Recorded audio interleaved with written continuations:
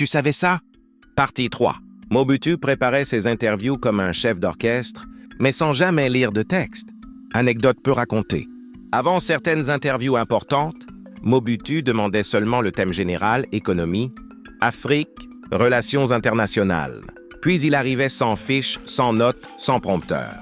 Un ancien journaliste, africain présent lors d'une interview télévisée, aurait confié « Il parlait pendant de longues minutes, structuré, clair, sans jamais se perdre. C'était comme un discours déjà écrit dans sa tête. » Ce qui impressionnait le plus.